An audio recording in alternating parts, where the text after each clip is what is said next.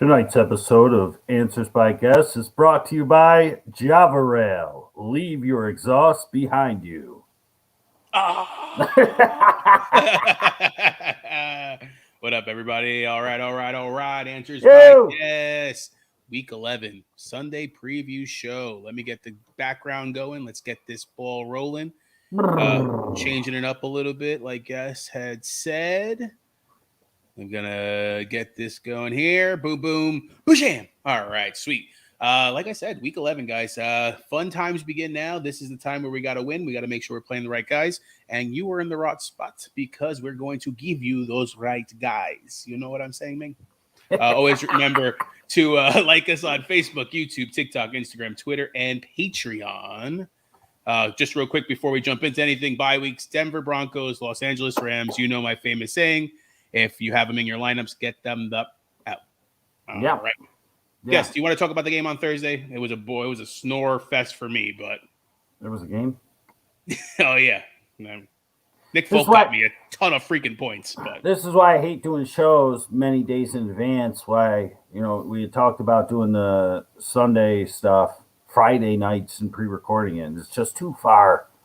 I mean, between Tuesday and Thursday, we had Cordero, however you want to pronounce it, called out, changed everything. I thought Atlanta could win the game. The offense was absolutely terrible. Like I said, it didn't even show up. Wayne Gallman got one carry, and then they never played him again. They brought back Quadre Allison, which I found out just before the game. He would have been somebody we talked about. They signed him right before the game. Wasn't even on practice squad, or he was, but came back in like one day. So it's blah. That big mistake. It should have been him though, because Mike Davis didn't do anything. Allison looked good though, but what Allison did should have been Gallman. But on Tuesday, Allison wasn't even on the team, so it is what it is. But that's why I hate doing stuff so far. Saturday's like pushing it, so let's push it. We got 1 hour to get this done, and then we're gonna do questions. That's our new thing. 1 hour. That's it. Let's rock into it then. Indianapolis Colts at the Buffalo Bills. Colts coming off of not a very impressive win against the Jaguars. I mean, they barely beat them, it seemed like. Jonathan Taylor's a must-start, obviously. I mean, the way the guy's playing. But Wentz makes me nervous, man. The way he's chucking the ball up, the way he's swinging it to the side, and just very careless. How does that affect this team? I mean, are you comfortable starting a Pittman every week? I would think so. But against this Buffalo Bills team, if you have another option, are you comfortable with starting another option? On the flip side, the Bills destroyed the Jets last week. What were they have? 4 rushing touchdowns. Could we see 4 rushing touchdowns again? I'm going to go probably not against this Indianapolis Colts defense. But tell me who you think will score and who you think will be the players on Buffalo.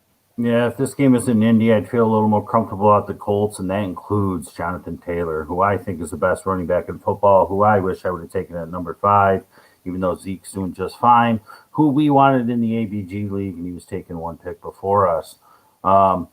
But I got a feeling he's going to get shut down, but there's no way you're sitting him. You can't, but I think Buffalo's going to shut him down. Buffalo at home, their defense is playing hot. Coming off that embarrassing loss, I think it continues here at home. The Bills running backs could probably help you out a little here. Hopefully Dawson Knox bounces back.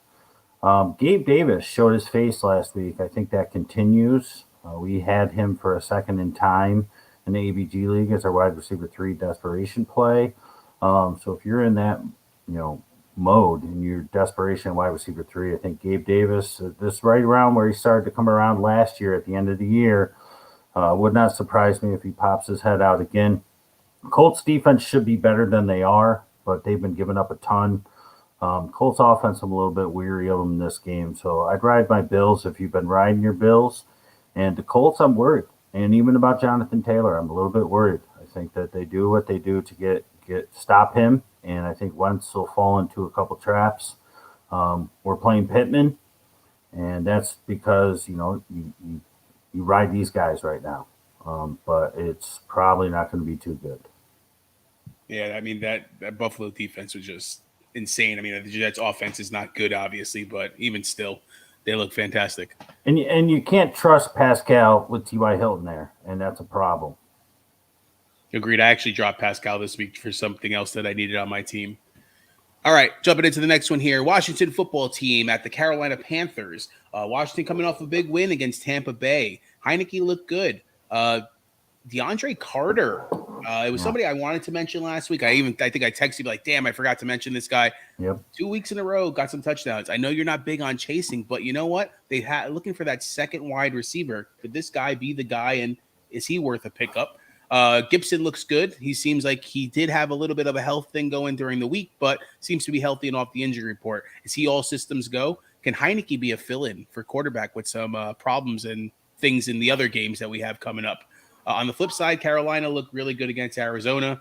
Cam is now your starter. How does that happen? I mean, we've seen Cam before. He can throw the ball far, but he's not very accurate. Does this affect DJ Moore and help a Robbie Anderson type thing? And CMC's all systems go. But anybody else we should be thinking about?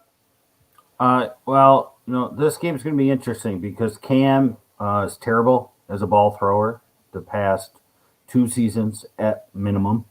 We'll see how he does in the starting role. They did say that what's his face, PJ Walker is going to play some. That's what the coach said. I don't know if that's gamesmanship or what. But it's interesting because you have the Carolina Panthers who are going to have Cam, which means their offense should be better. But you got Washington, who I think, even without Chase Young now, their defense is going to start to turn a corner here. I don't think they'll be great, but I think that they'll play a little bit better. So I have a feeling Cam will be good for the offense, but I do think that Cam will be forced into a couple mistakes here, which could be good for short fields. And then the flip side, the same thing with Carolina. Their defense was good with Sam Darnold at his worst.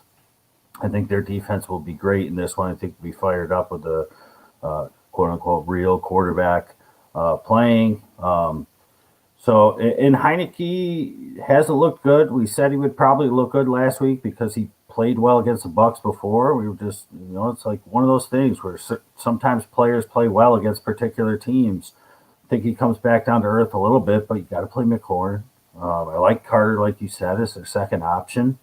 Gibson looks like he turned a little bit of a corner coming out of the bye last week, so we'll see if that continues. But this Carolina defense really is top-notch. All the guys that they traded for and signed, Gilmore and C.J. Henderson, it's really going to make things tough on Heineke. I think Carolina defense is somebody you're really going to want to have in this week.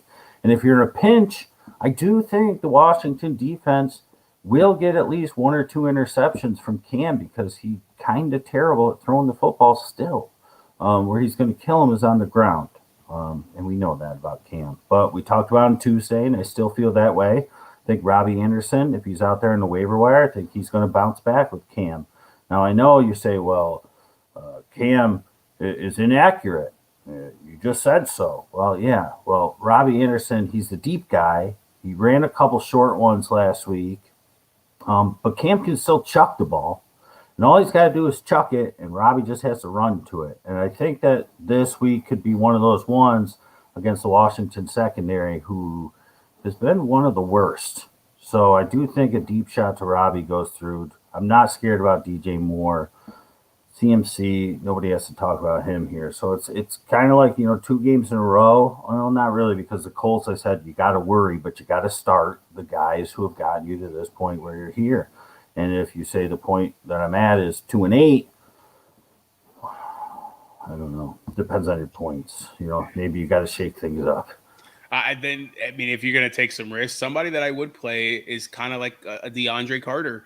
Maybe taking a shot on him to something that they're not used to. They're going to double team Scary Terry. They're going to try to take him out of the game. And I think I've told you, and I've told a lot of people, he's D-Hop Jr. to me. I really think that he can be double teamed and still catch the ball and still make plays and so on. But that's somebody to pay attention to. I mean, he's had 2 successful weeks in a row, and Heineke seems to keep on looking his way.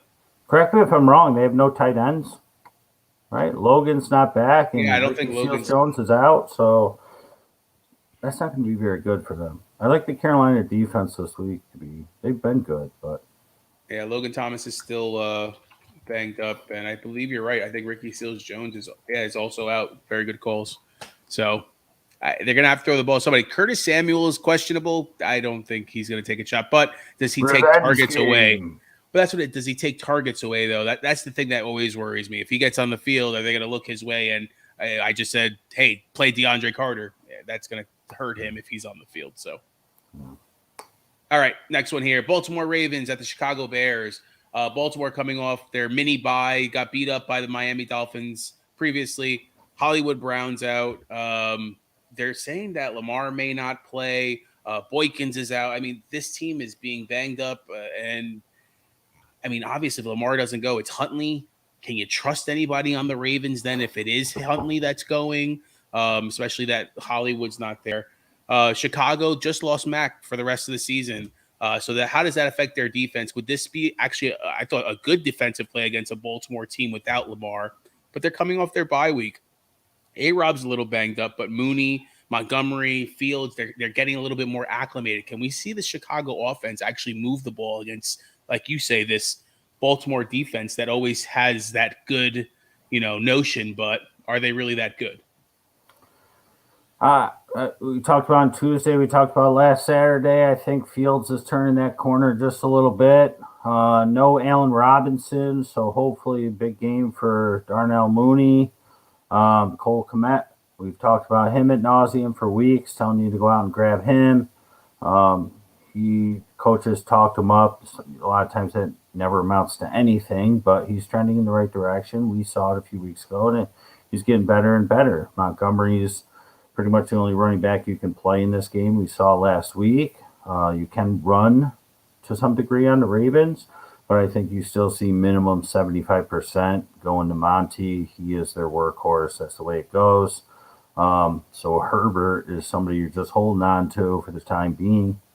I think that their offense, since they're at home, they can do some things. The Ravens are obviously going to miss a step on offense, but in the preseason, we talked about Tyler Huntley, and we said he's Lamar, and he's just like when they had RG3, someone who could come in and run the offense the same exact way. He did look really good in the preseason. If you're in a Superflex dynasty, especially, I'd go and scoop him right now while you're watching the show, because he's somebody, if he shows out in this one, now obviously they're not going to let him go because he's here for the reason I just told you, because he can run the offense just the same as Lamar. But the way Lamar runs, he can get broken. He's yet to get broken. Every time he's out, it's because he's sick, whether it be COVID or a flu, or now it's a stomach problem. And if Huntley shows out this week, he might be getting some calls whenever he becomes a free agent. I believe he was 2019. He was a rookie, if I'm not mistaken. So his rookie contract's going to be up in a year. So these teams, he'll be looking to sign somewhere to be the starter if he has a good game. Bears defense is okay, but it's going to be tough because, like you said, there's no Hollywood. So that means Bateman, fire him up. Andrews, fire him up. The running backs, Murray's coming back, but Freeman's been looking good.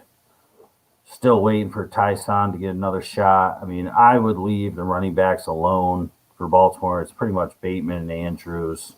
And on the other side, just the three guys I mentioned before. Hopefully Fields keeps it going. I traded for Mooney, Michael Carter basically for Mooney, and big wide receiver needs. So I'm glad it was A-Rob that got hurt. I wish arm on nobody, but A-Rob over Mooney is fine with me. If it was Mooney, I would have been crying. Tears. But right now I'm drinking Java Rail. Java Rail. Oh! Sorry. Leave your exhaust behind you. I love it. All right. Detroit Lions at Cleveland Browns. All right. So Detroit may not have Goff. We know it sounds like Jamar Jefferson's out, which I don't know. But Jamal Williams is back. This team is going to run the ball against the Cleveland Browns defense. That is supposedly good, but you saw what happened last week. With Jamal Williams coming back, what happens to your Swift owners? Should they be concerned as far as how many touches he's going to get taken away? I mean, he had a career high 30-something last week, again, that tie against Pittsburgh. And can you start anybody, including Hawkinson, if Goff doesn't go? On the flip side, again, Cleveland coming off of that horrendous loss. Baker looked lost. I mean, everybody looked lost on that team. Chubb's coming back. Does that give the offense the boost that it needs to be able to go against the Detroit Lions team, whose defense isn't half bad, man, and actually put up points against them? DPJ was banged up, but it seems like he's going to play. Anybody else we should be looking for? Two things. One, so much for Josh Reynolds, right? The connection was going to be Josh Reynolds and Jared Goff. Still like Josh Reynolds as a desperation play in this one, because the second thing I want to mention is, would not surprise me if Tim Boyle looks better than Jared Goff has this year. We've seen Tim Boyle come in games and have to do spot starts before, and I don't remember if it's Detroit or other teams, but never was absolutely ridiculously terrible. And Goff has been. Goff has been absolutely ridiculously terrible. Would not surprise me if he does better than Goff. So if you were thinking about Josh Reynolds, for whatever reason, based on Rob's recommendation last week, he didn't play, obviously, because he got signed halfway through the week. And it wasn't a spectacle like Odell was, throwing Odell in right away. I think Josh Reynolds is a fine play in this one. They have a bona fide wide receiver now. I mean, Amon-Ra's fine, Khalif and all these other people, whatever. But Josh Reynolds is going to be their number one. And right now he's third on the depth chart, but he's going to be their number one. And Hawkinson and Swift will catch passes. Jamal will catch passes. They're going to have to. I have a feeling Boyle will make the offense better, because Goff has looked that bad. This could go down as one of the worst trades ever. But, you know, I liked Goff, but maybe Goff was only really good because of McVay. And, you know, but as far as Cleveland goes, Baker hasn't looked good at all. He's hurting. He's got a terrible shoulder injury. It's on his non-throwing shoulder. But if there's ever a cure for it, it's the Detroit Lions and Nick Chubb. So, yes, Nick Chubb will help their offense. Put your Felton back on the bench. Put your Dearness Johnson back on the bench. Hunt's not coming back. You know what happens. Chubb's going to run it all day and night, and the other guys aren't going to see it. I mean, if you got to play Landry at this point for whatever reason, injuries, maybe you had Amari Cooper or something, you got to put him in. D-Hop or Hollywood. You know, Jarvis is fine. Peoples-Jones, I'm a little worried, man, about that groin. Kept him out of that one game, and then it pops up in the middle of the week, and now all of a sudden he's good. I don't know. I have in one league where I kind of got to play him because of D-Hop, and I'm looking for another option to sort of pop their eyes out at me, and I have no clue what it's going to be. But I don't trust him because, you know, if Tim Boyle does suck and the Browns offense just rolls all over him, they're not going to need him anyways. So I would look for someone other than Donovan Peoples-Jones. Catches 2 balls a game anyways. They just happen to both be 80-yarders. Gotcha. Yeah, I mean, he got a limited practice in on Friday, and it just seemed like they're taking a shot. And you're right, with groin injuries, all you need to do is tweak it. You're out of the game. You started somebody who's going to give you nothing. Mm-hmm. Might as well try to look for another option, like you said. Mm-hmm. All right, San Francisco 49ers at the Jacksonville Jaguars. 49ers coming off of a big win on Monday night against the Rams. Your boy Eli seems like he's doubtful. They don't think he's going to play with the broken finger. Is it Jeff Wilson Jr.'s show then? Hasty's out as well. Can Sermon kind of make a revival here almost against this Jacksonville defense that isn't half bad? They played against Indy pretty good last week. Your boy J-Rob, his heel is bothering him, but it seems like he's going to play. Agnew seems to be that new guy, though. Yeah, I think you text me about 1,500 times telling me, give the ball to James Robinson. What happened to James Robinson? Why is Agnew rushing the ball? Agnew's doing a lot for that team, it seems like. Is he somebody that is a every week start now, almost in a way, put a flex spot? Yeah, Agnew was fine at wide receiver 3. Marvin Jones Jr. disappeared. Chenault has amounted to absolutely zero. Jacksonville Jaguars are probably, I'm going to say, the sneakiest, most underrated defense in football right now. And their offense being so bad because of Trevor Lawrence and the recency bias of last year and the years past, go into it. When you see Jacksonville, you're like, oh, God, it's a pushover.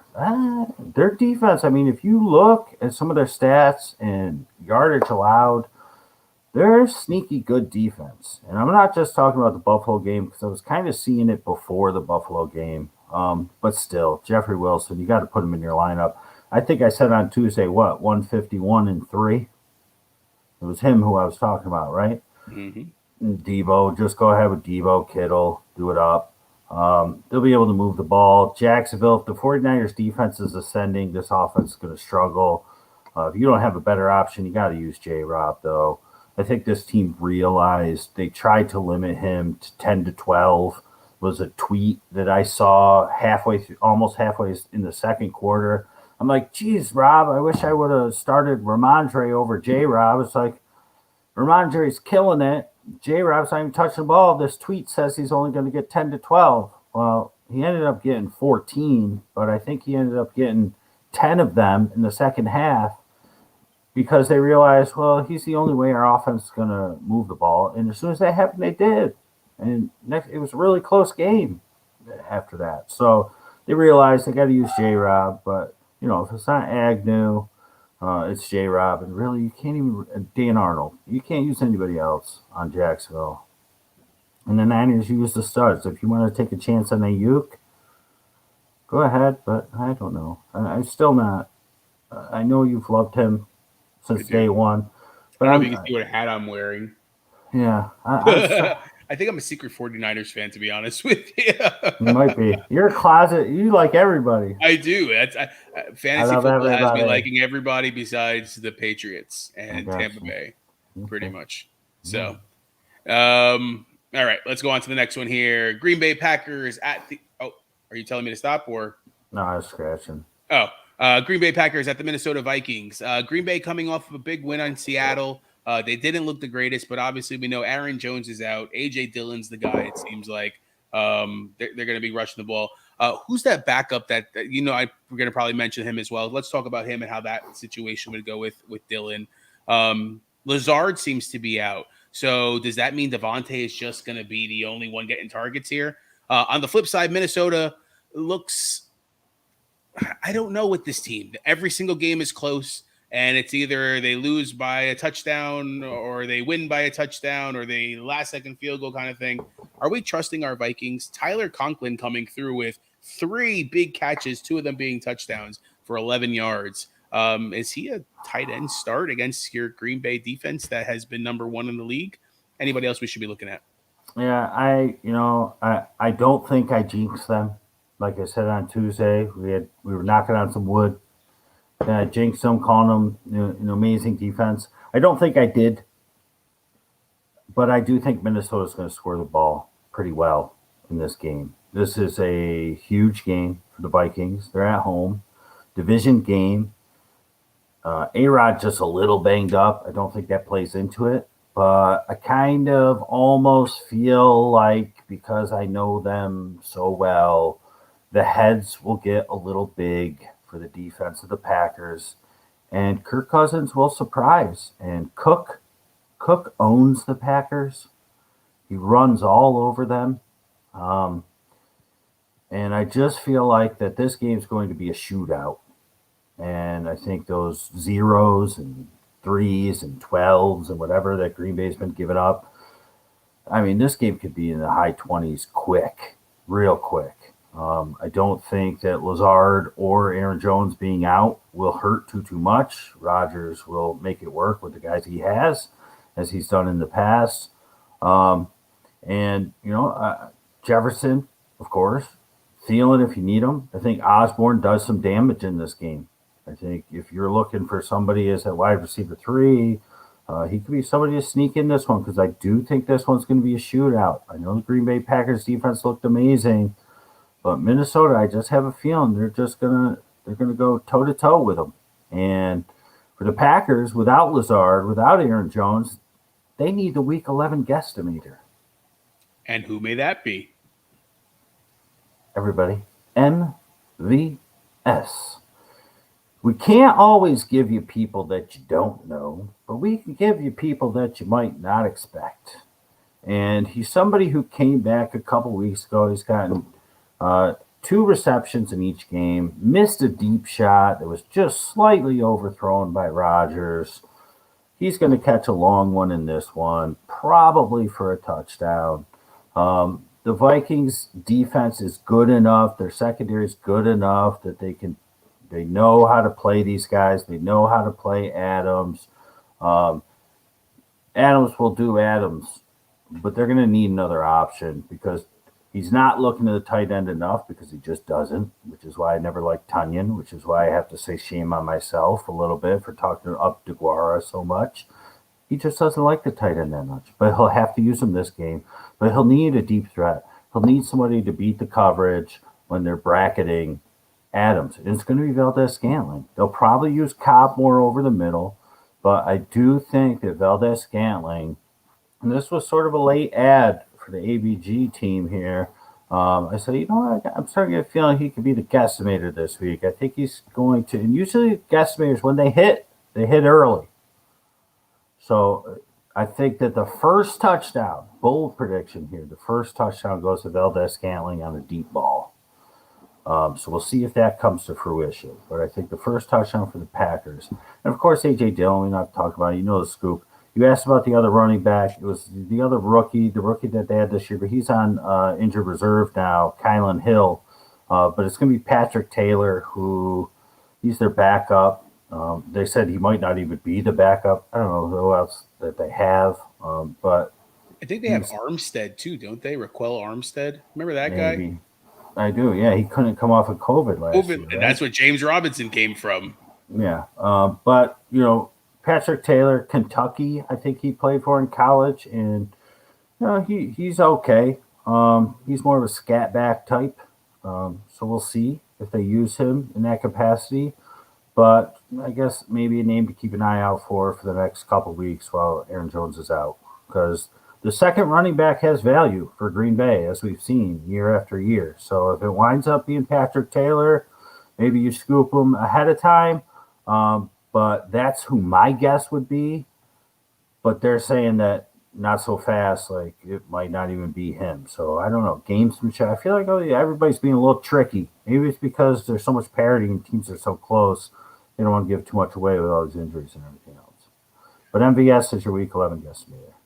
I was going to say, I can see Cobb getting a couple of runs. I can see him kind of being maybe like a third down back and even them handing it off on a short one, or the end arounds that we always see between him and maybe MVS, like a double reverse or something like that. I can see him getting a couple touches that way. All right, Miami Dolphins at the New York Jets. Miami coming up of their mini bye as well. A big win against Baltimore. Tua's back. So how does that change the dynamic of this team again? Gesicki with the goose egg, but 7 targets like we talked about on Tuesday. Waddle doesn't matter who the quarterback is, he's getting looks. How does everybody else who's an ancillary on this team affect those major players that you would start in a fantasy lineup? On the flip side, Flacco's the starter. I don't know why. I think Salah's getting crazy in the head and just needs to try to win a game for some reason. But Michael Carter is a must start now. I would think so. I mean, he seems to touch the ball a lot. Are you trusting any of these wide receivers with Flacco? If the Miami-Baltimore game was a Monday night game, everybody would have picked up Isaiah Ford and Albert Wilson. But because it was a Thursday night game, everybody forgot about them. They're out there on the waiver wire. Nobody even cared. Completely forgot. And it's just so crazy because it's 100% guarantee. If that was Monday night, that people would have picked them up. They are the 2 ancillary options. It's Waddle and Gesicki, and that's about it. Should be Preston Williams, but they hate him. So, I wouldn't go as far as to say that you should play Ford and or Albert Wilson, but they'll be used. Tua look their way. Jets defense is better than we think, but they're also worse than we think somehow. So it's kind of crazy. Joe Flacco, does he help the offense? Does he hurt the offense? I have to think that he allows them to continue possessions more than they have in the past couple weeks. So that's a good thing for your Jets players. Your Corey Davis, you play him. Crowder, we almost played him this week. I think he's a fine play. Elijah Morris coming on. And Michael Carter, as you said. The only thing I worry about Michael Carter is Ty Johnson. Coleman's back. Coleman is Coleman, but he's still another mouth to feed. So you go ahead, you go with Carter, but this Dolphins defense, we've seen them become what we thought they would be over the past few weeks.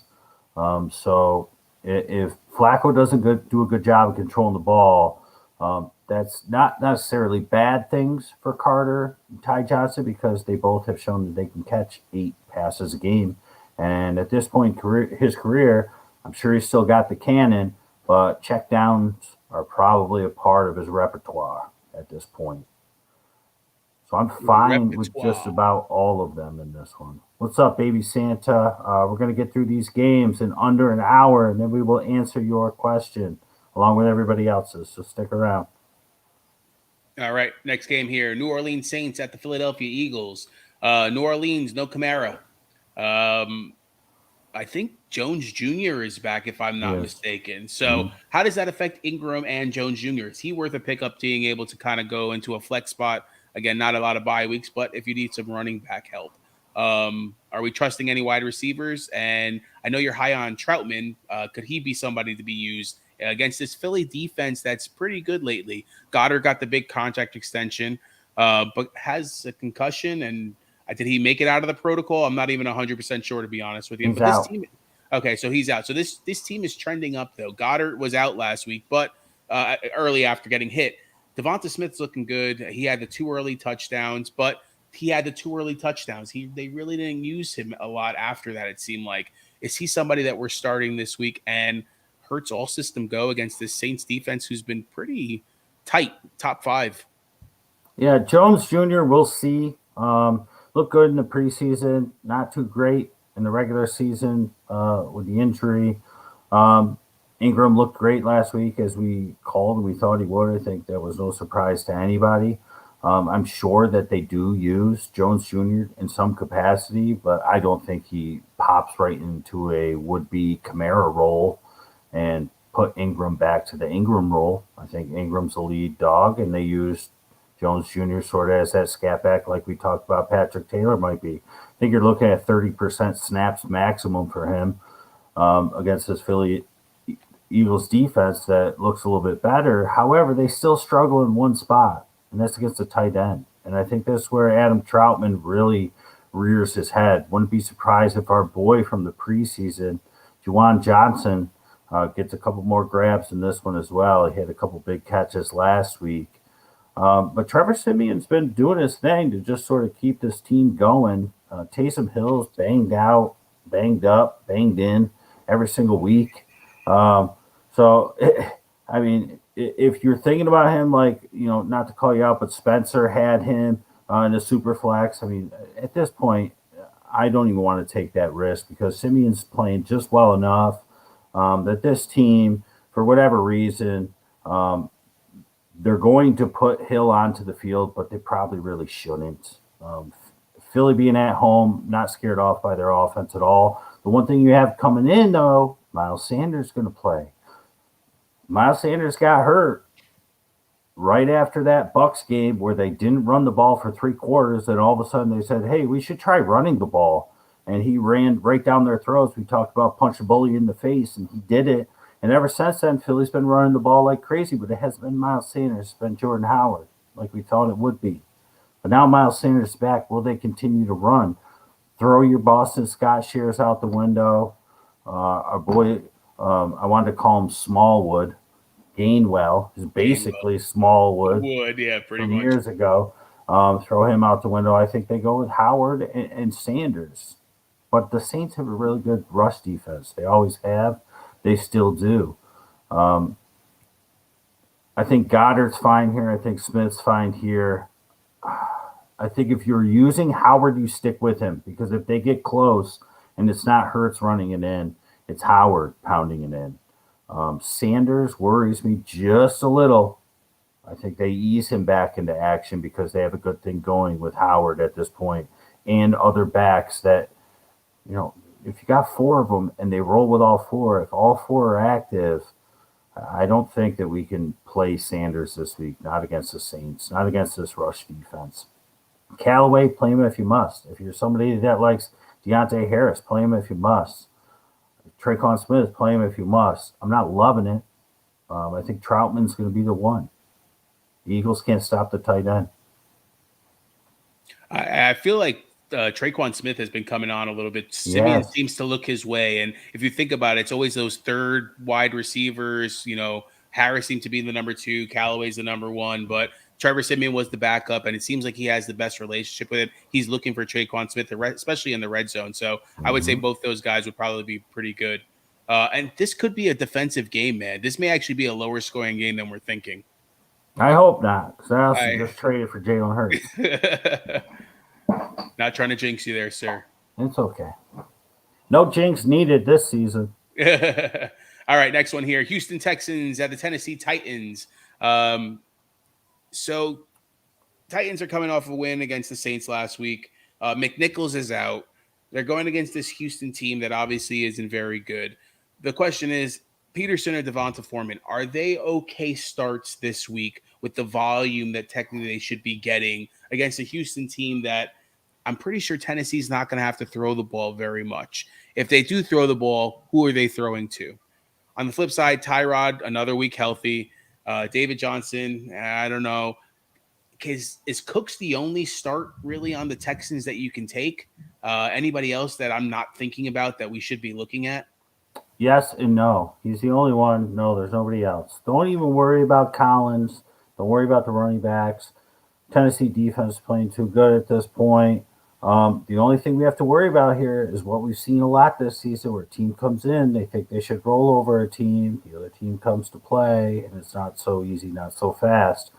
Division game makes it even more so of that. But this Texas team just looks lost. Taylor. Sorry. I'm always going to call him Tyrod. You go ahead with Cooks, and that's about it. There has to be other people out there. Nico Collins, and nobody likes Nico Collins much more than I do, and maybe you as well, Rob. But as much as we want it to be like David Johnson, somebody you could put out there, they just don't use them right. They don't use them right.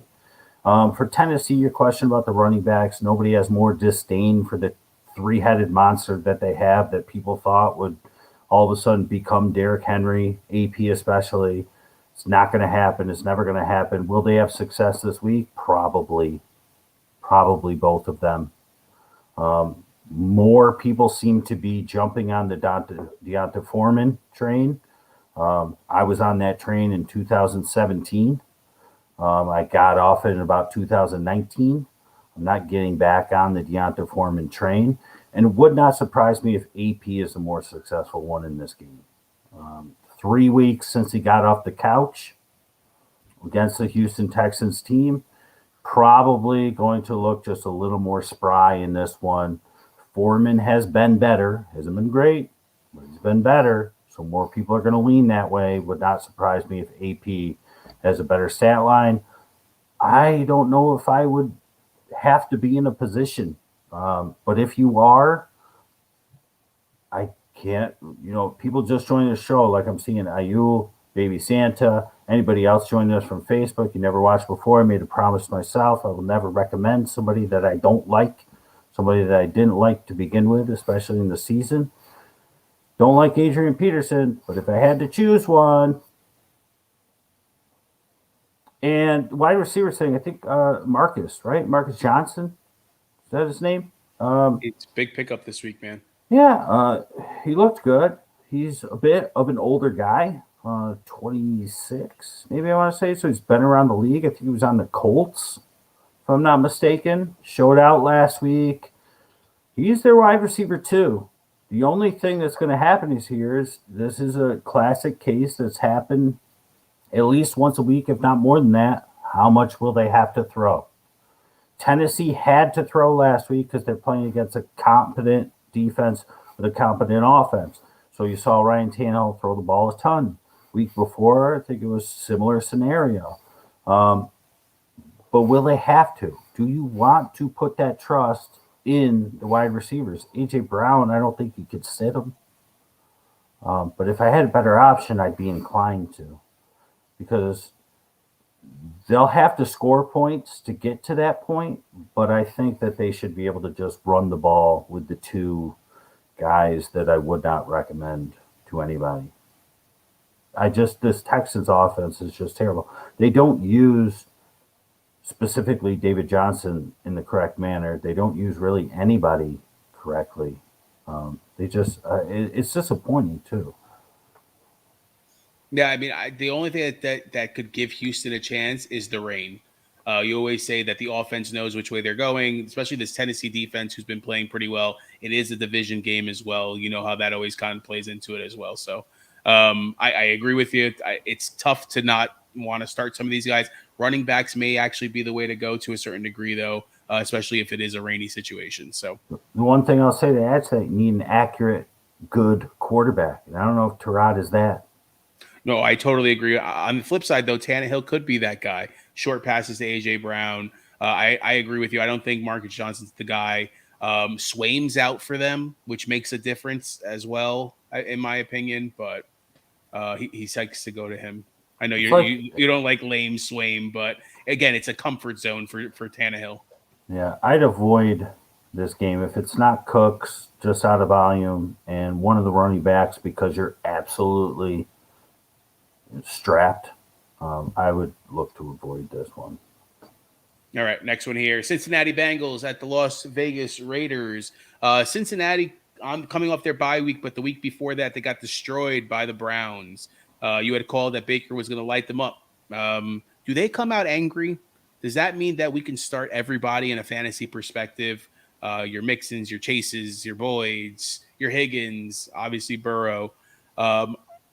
I think so. Even Azuma, could that be somebody against this Las Vegas Raiders defense that just got destroyed by KC?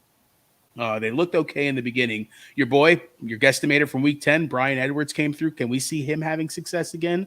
And then from a running situation, Bengals do have a pretty good run D, but can we see a Drake and Josh Jacobs actually run well against this team? I like the Bengals and their trio of wide receivers and Joey B and anybody that's on Facebook might know these people. There's another fantasy group / page. And every week they make like memes and they're pretty awesome looking. They make me a little envious, but they make these memes with the nice action shots of the players and fancy lettering and fonts, and they always say, get these guys in your lineup, get these guys are about to, cliche type things, but whatever, good for them. And every week those guys bust.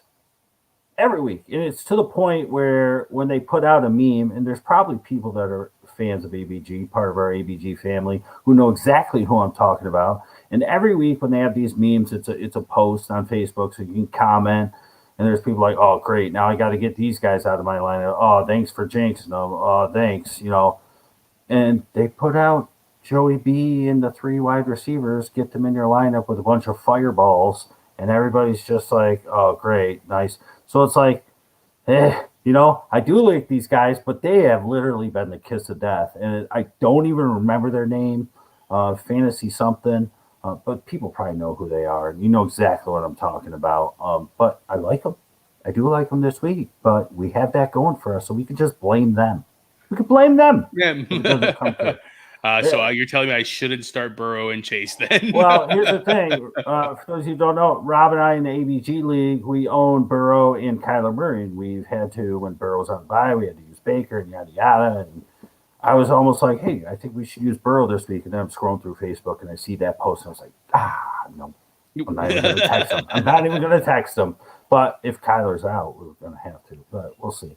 But I do like him. And Mixon's been playing well, so you go ahead with him. If you've been Ryan Uzoma, God bless you. But you know how I feel about him.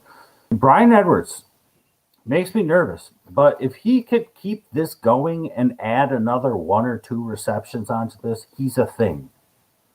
And it was throughout the preseason. We loved him. We loved him last year in the preseason before he got injured and was out for pretty much the entire year.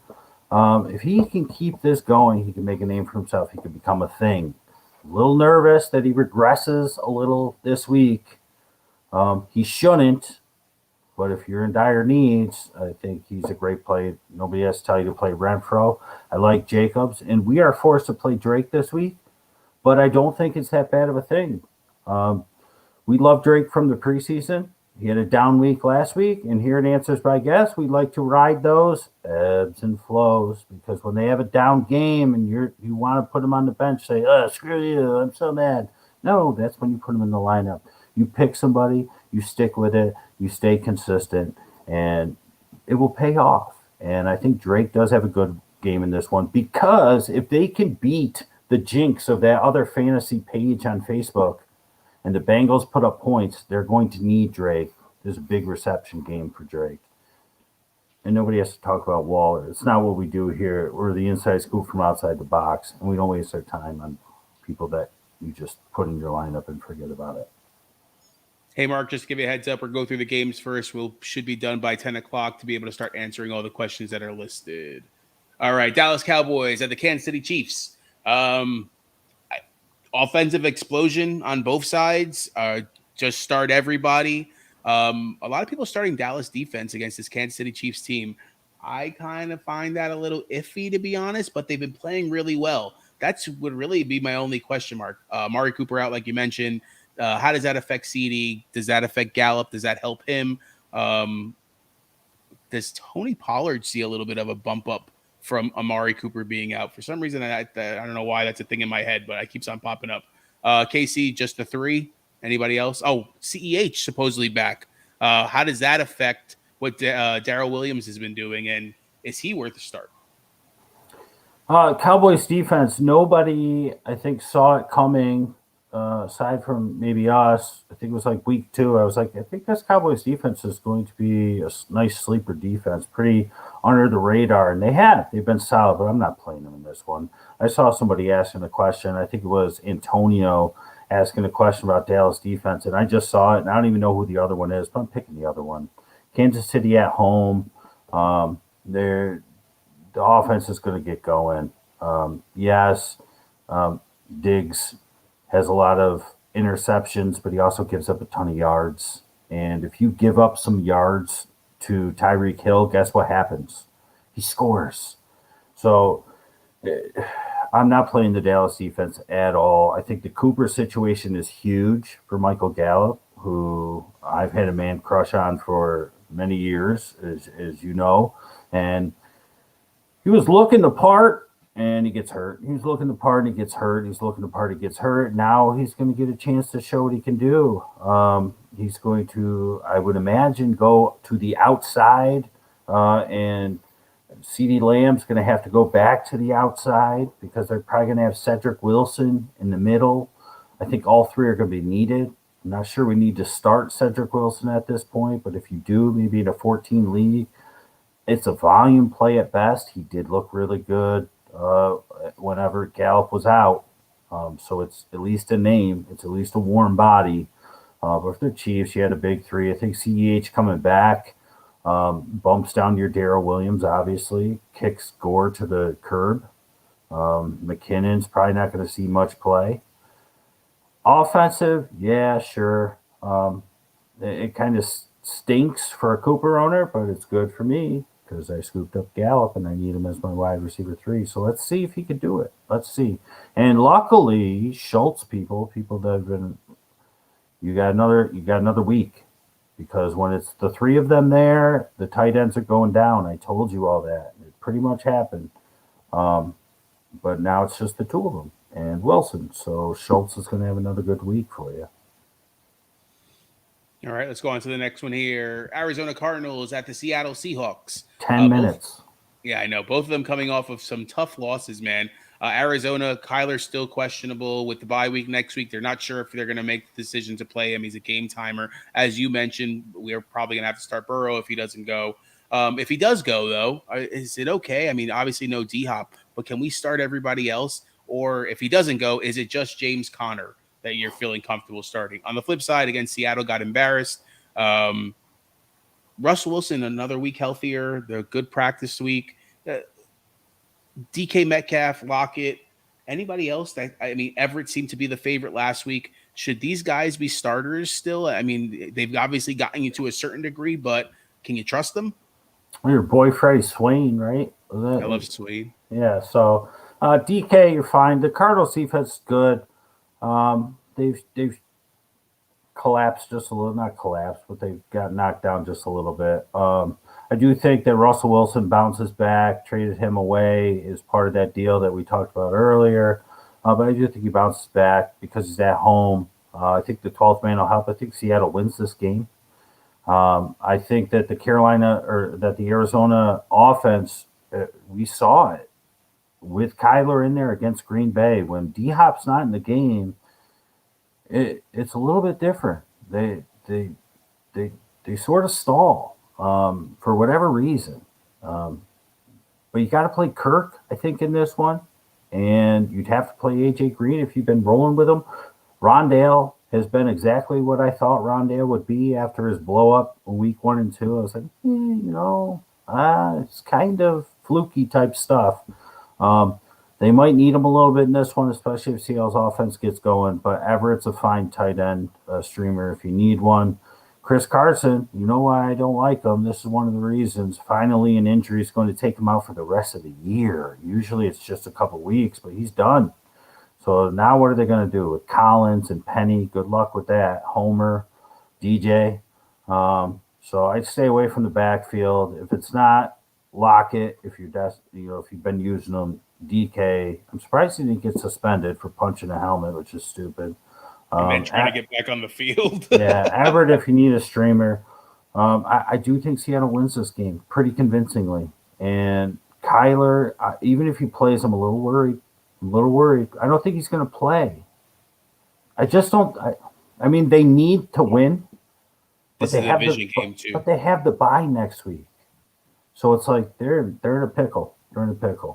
Especially with D-Hop. If D-Hop was going, I can see Kyler playing then because that they have more potential. Again, it's a division game, so on and so forth.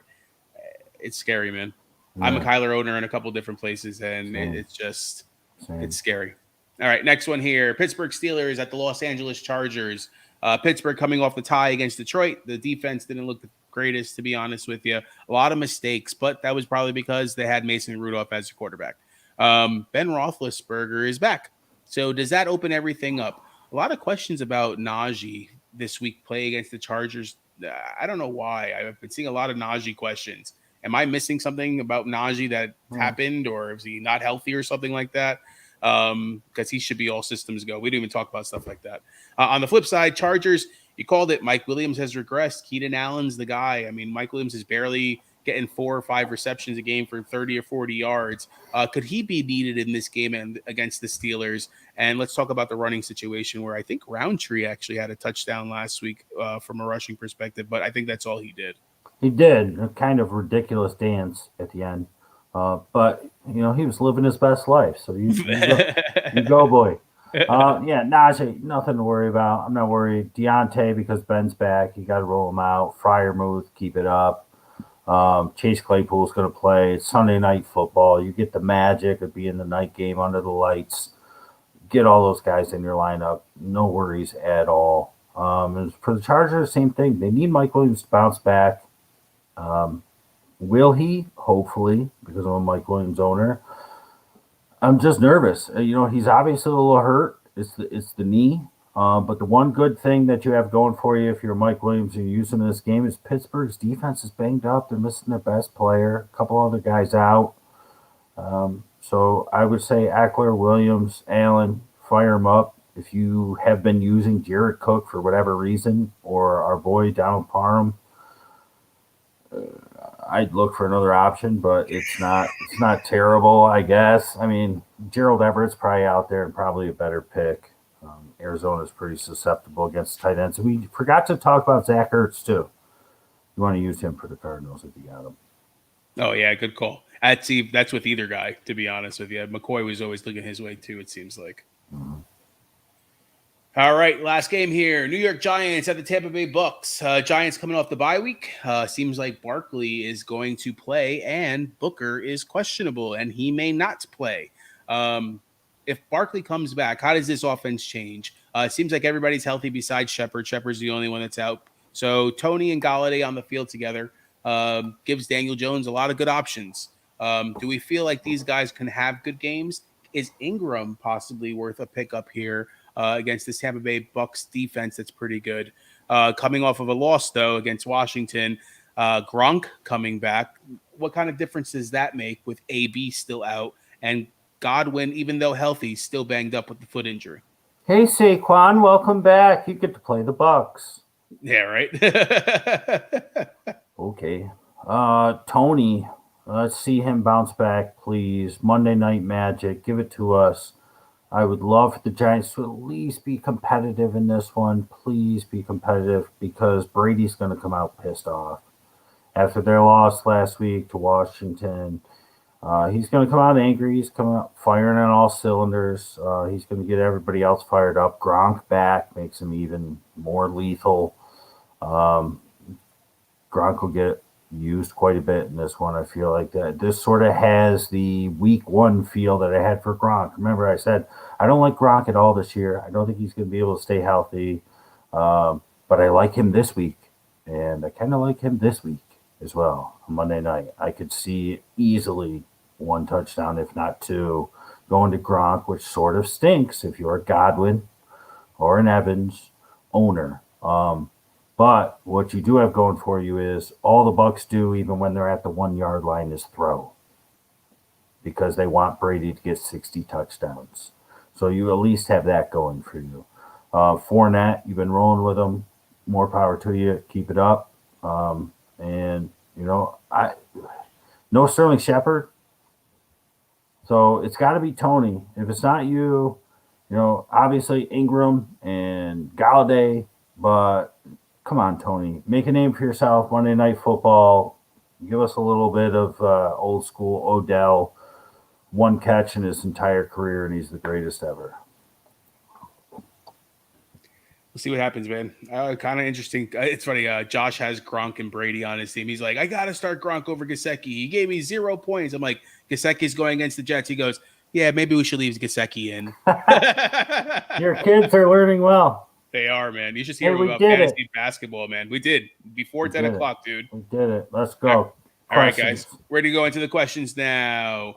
Alan, thoughts on Kyler Murray playing / not? Sorry. I honestly think he's going to play. I don't think he should play. And I don't know if you should play him. Right? Does that make sense to any of you? Yeah, I mean, it depends on who your backup is, to be honest with you. If you have somebody like a Burrow or Justin Fields going up, especially if Lamar doesn't go, that may be another one of interest. I'm looking at it as his ankle's hurt, his top wide receiver's out. His big draw as a draftee of yours was his legs. I don't think he's going to be running much. I think he hands the ball off as much as they can. Sweeps and that with Rondale and Kirk. I don't think his fantasy day is going to be great. I don't think they should play him. I think they will, but I don't think you should play him. Tua would be another person to look at as well against the Jets. Goldman didn't get those 2 points. Bolden did. Goldman minus 30. Oh, no, probably minus 0.3. 0.30. Yeah, nice strategic play. Well, I mean, like we opened up the show saying, Jeremy, you said this is the reason I don't like doing shows with too much of a gap in between. There was a Tuesday show. We didn't know that Cordarrelle would be out, and we didn't know their offense would be that stagnant. We also didn't know they were going to sign Thursday morning Quadri Allison, who was on the team for 2 seasons. They gave Gallman one play, one snap, and he got stopped for a 3-yard loss, and they never put him back in the game. I mean, everything that Allison did was what we thought Gallman would do. Those snaps Allison got were what we thought Gallman would get. You can't help it that they signed, Allison at that point.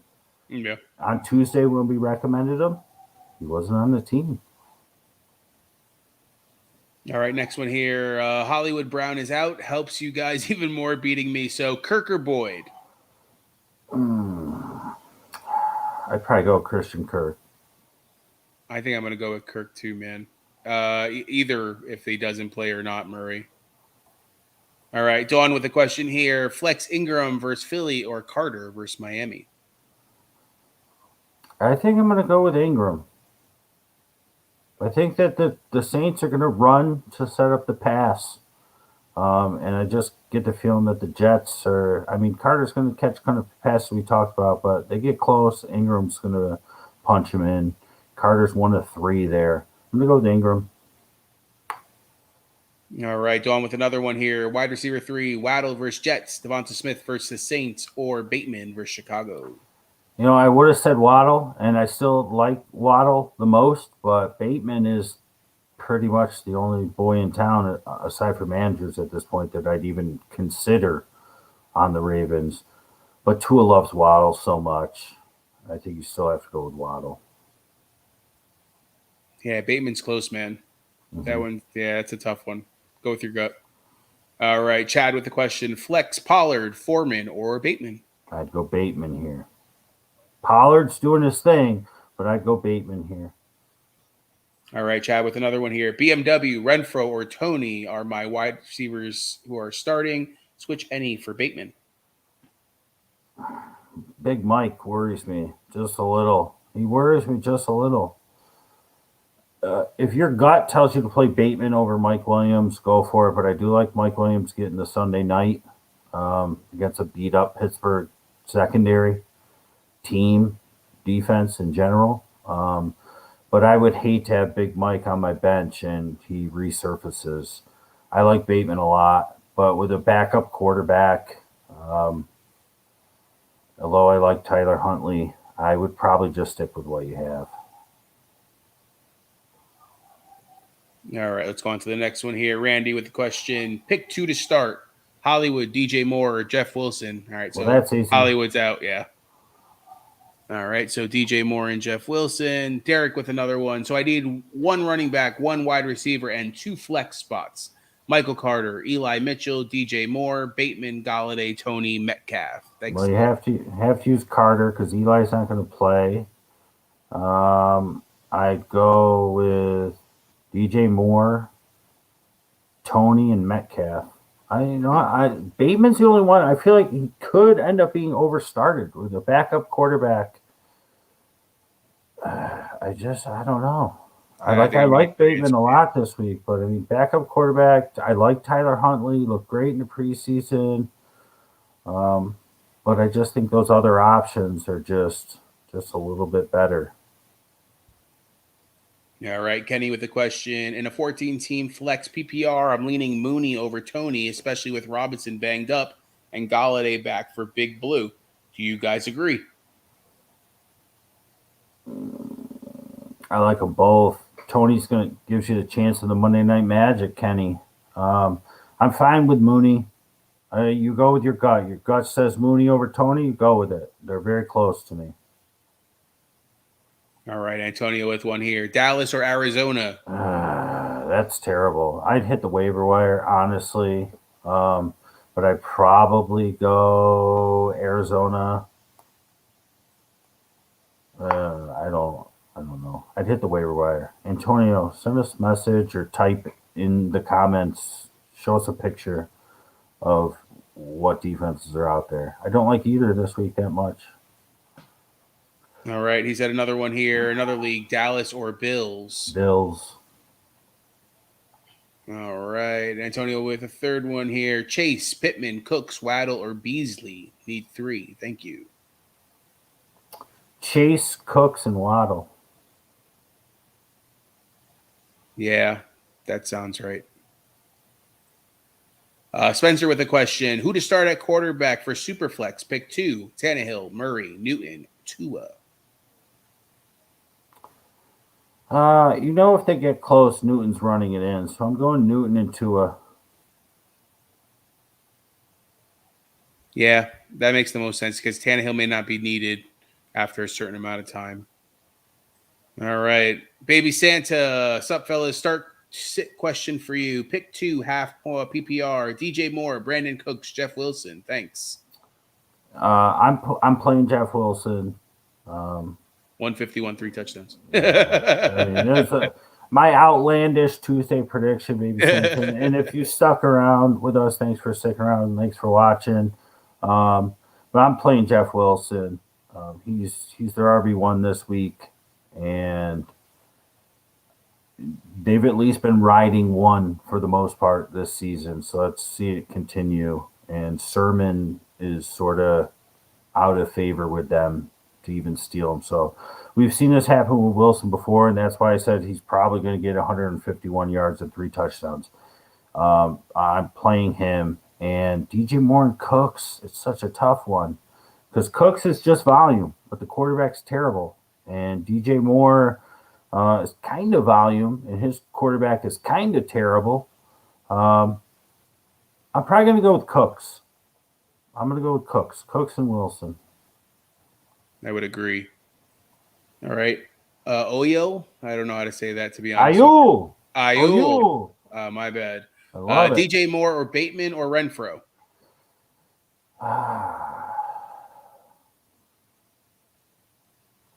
I'd probably go Renfro. He seems like he's getting it done each week. I mean, he's good for 6 to 8 catches and probably a touchdown. I know Bateman is going to be everybody's slam dunk you have to play just because Hollywood's out.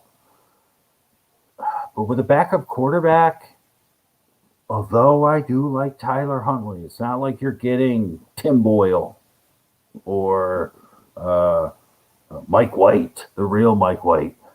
And it's not like you're getting someone like that. You're getting Lamar, but you're not really getting Lamar. And Bateman's been that guy, yes, but they also have, like Duvernay's been doing his thing, and Sammy Watkins is still there, and he's healthy, and Andrews, and 18, 55-year-old running backs. So I'm going to go with Renfro. He's the number one target. He's stolen that from Waller. They use him in the end zone. You know what Renfro is? He's not even this bad, but just to give you a comparison. If Cooper Kupp is Amazon, Hunter Renfro is Wish. Right? Great way to describe it. Like, he's Wish.com Cooper Kupp. And he's pretty good at it. So I'm going to go with him in a game where they'll probably need him a little bit. Unless that other fantasy site really did jinx the Bengals. But I'm going to go with Renfro. And it's probably was going to be your least choice, so you go with your gut, but that's how I roll here. So Renfro for me. All right. Alan, going to the Giants-Bucks game on Monday. Dope, dude. Have a great time. Yeah, that's amazing.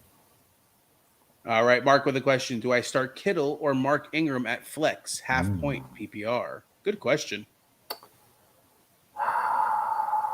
The half-point PPR, I'm going to go with Kittle. He didn't score a touchdown last week in his first game back, right? He only had a few catches. He scored last week. I fell asleep. Remember? That was the game I think we both fell asleep, right? Yeah, I checked the stats. He did score a touchdown last week. I'm going to go with Kittle. Yeah, just because of the half-point PPR. They are going against Jacksonville. It may not be needed more toward late. You have to hope he does something early. But with Tony Jones Jr. coming back, don't get me wrong, I think Mark Ingram's still the better running back, but it's just carries that are going to be taken away where Kittle's was looked at. Yeah, I think Kittle's the better play there. Jeremy with A-Rod or Wilson? I honestly think that Minnesota's going to score a ton of points on my favorite team's number one defense. And so I think that A-Rod's going to be needed. I'm going to go with A-Rod. I'm going to go with A-Rod in the shootout. All right. Trevor S. Thielen, Mooney, or Tony? See, now you make me follow that up because it says it's going to be a shootout. Minnesota's going to score points, and I like Mooney, and I like Tony. This is a situation where it was like I didn't really like Thielen going into the year. Felt like he would start off hot, sort of die out, but he came back up a little bit last week, didn't he? I think he ended up having a catch or two. It wasn't the best week for him. I'll take a look now. Hold on a second. I'm gonna go with Thielen. I'm gonna go with Thielen. 5 for 65, 7 targets. Yeah, I'm gonna go with Thielen. I think it's gonna be high scoring. All right. I like all three though. Trevor, go with your gut, but I'm probably gonna go with Thielen. That's me. That's Robert backwards. Oh my gosh. I hate you. 2 weeks in a row. One of these times I'll catch it. Dum dum dum. All right, drop Goldman and pick up the new guy. Quadre Will Allison. Sure. It depends on how long Cordarrelle's out. To be honest with you, I don't know. He'll probably be out a while. He's got a high ankle sprain. But they're not really calling a high ankle sprain, but it is. We liked Quadre Allison last year, 2 years ago when they drafted. We liked him, and I don't know why they cut him. I have no clue. I had a couple autographs of his too for some reason. Yeah. So, it's fine. Go for it. All right. I can't make up my mind. Fields or Wentz? I'm going to go with Fields. He says he has a feeling that Indy and the Bills is going to be a shootout. I feel the opposite, but you have to go with your gut. I'm going to go with Fields at home, ride the wave, ascending, and I just don't like Wentz on the road with the mafia in his ear. But you got to go with your gut. Go with your gut. All right. Make a score prediction. How much do you guys win by? We lose by 1.5. I was going to say 2.5 we're going to lose by. Yeah, because that's how our season's been going. Something ridiculous will happen, and we'll be sure to talk about it on Tuesday. All right. That's all the questions that we got. So, Antonio coming in with another one here. What's up, Antonio? Ravens, Browns instead of Dallas or Arizona. Browns against Detroit. Browns. Do it up. Brought to you by Java. Javarel. I had to drink it. I couldn't even say it. Leave your exhaust behind you. You're welcome, Antonio. Thank you. Listen, let's have a good week. It's going to be week 12 before we know it. Let's enjoy week 11 while it's here. Rob, ABG League, not looking great for us. But you know what? 11, 12, 13, 14, we're coming. Get 4 in a row, even though we're going to lose this week by 1.5.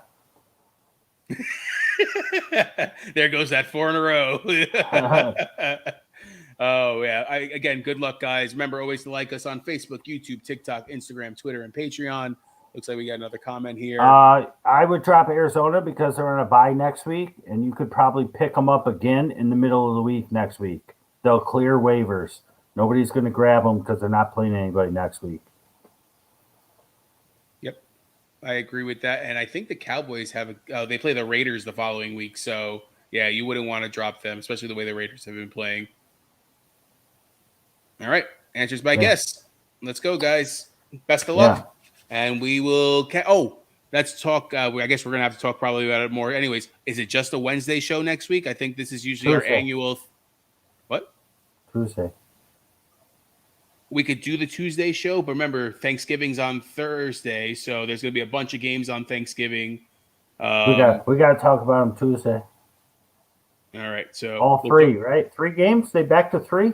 They got the night game. Last year they didn't have the night game. Remember they got rid of it. It was so disappointing. Weird, right? Disappointing. It's like you had 2 games. One of them you're in the middle of the meal, whether you eat early or you eat late. And, no nightcap while you're sitting on the couch fat. It was going to be watching you anyways, probably with all the food that we would have been eating. So, yeah. Tuesday, we got to do Tuesday. We'll do them all Tuesday because I'm going to be out of town Wednesday. And we could do 3 games. Sounds good to me. Just wanted to double check and make sure there, sir. We'll do 3 games. And if any nonsense occurs, I'll hop on the old Facebook machine and I'll type in some stuff. The reason I was mentioning Wednesday, I think in years past, we've actually done a Wednesday one show for Thanksgiving in which we did our Sunday preview as well.